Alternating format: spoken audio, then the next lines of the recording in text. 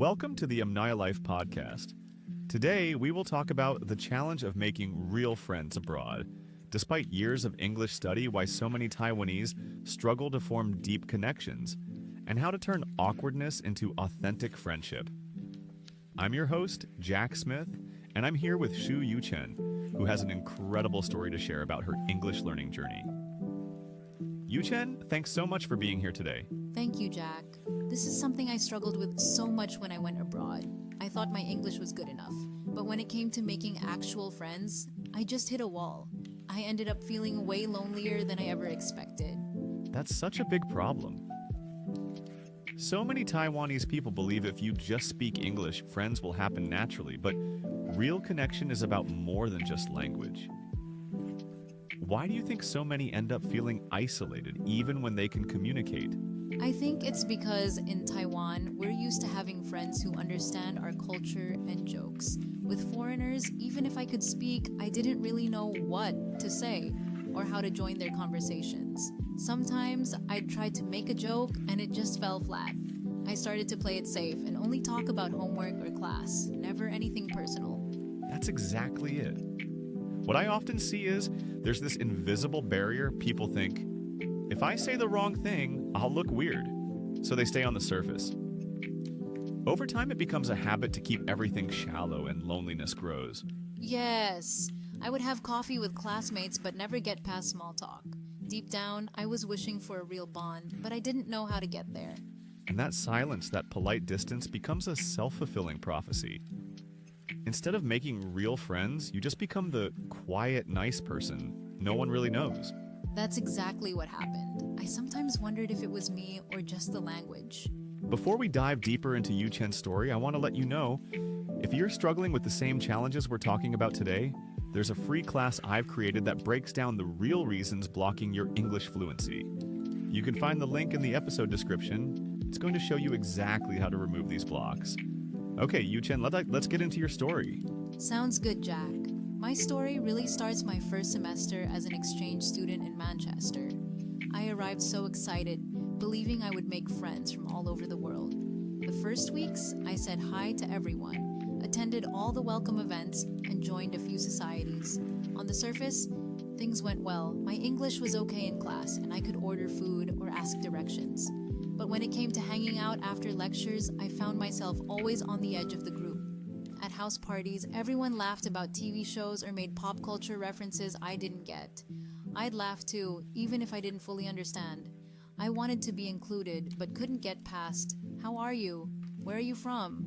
That paints such a clear picture. It's not about linguistic ability, but about emotional connection. It's hard to move from acquaintance to friend when everything stays on the surface. Exactly. I remember one time a British classmate, Emma, asked if I wanted to grab coffee. I said yes, but the whole time panicked about running out of things to say. I kept the conversation safe, talking about homework. When it got quiet, I got so stressed I checked my phone just to avoid awkwardness. After that, I worried she thought I was boring. What's interesting is the anxiety about being interesting or not awkward actually makes us pull back, when what really builds friendship is showing vulnerability or genuine curiosity. Yes! I kept waiting for others to bring me into their world, but I realized I never truly shared anything personal or asked questions beyond school stuff.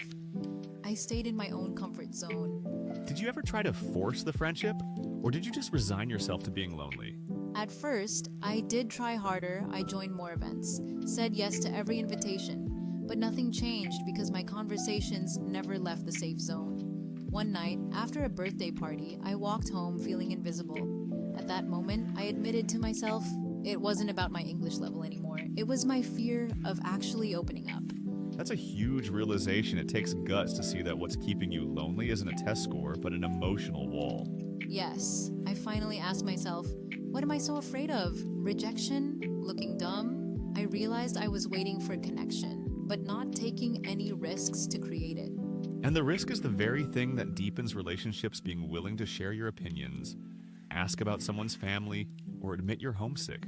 Exactly. The real turning point came when I took that risk with Emma. I told her about my favorite Taiwanese foods and how lost I felt sometimes in British culture. She opened up too, saying she wished she was braver about making international friends.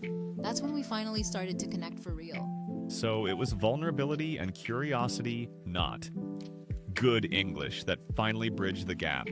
Yes, and after that, everything changed. I felt free to joke, to mess up, to share real stories.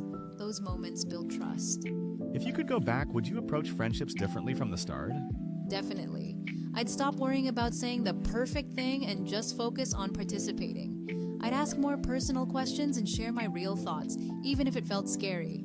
For everyone feeling stuck at the surface level, can you share 3 practical steps that helped you turn acquaintance into real friendship?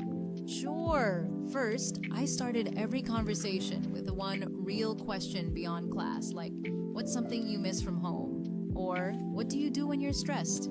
That's great because it gives permission for the other person to get personal too. Second, I learned to share my own feelings honestly. If I was tired or nervous, I'd say, I'm still getting used to this, or I feel a bit homesick. It broke the ice. That's huge. Authenticity attracts authenticity. People open up when you do. Third, I reminded myself it's okay for there to be silence or awkward moments. I stopped trying to fill every gap, and sometimes just letting things be quiet actually made the conversation feel more natural. Accepting those moments changes everything. It moves you from performance to presence. Exactly. From there, it becomes easier to laugh together and to really be yourself. Yu-Chen, your story shows us that real friendship comes from allowing ourselves to be seen. Awkwardness and all, it's less about perfect speech and more about genuine sharing and small, brave steps. Thank you, Jack.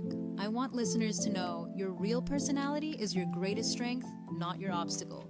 People connect to you, not your accent or grammar. Imagine if every language learner risked one more real conversation. Instead of a dozen safe ones, the world would feel so much closer. I agree. If you keep putting up walls, you'll stay lonely no matter how good your English gets. Take the risk, you'll be surprised who reaches back. Whether you're abroad or at home, these small actions can break the loneliness and turn strangers into friends. Start today. There are people waiting to meet the real you. Yu-Chen, thank you so much for being here today and sharing your story with us. I know our listeners are going to find so much value in what you've shared.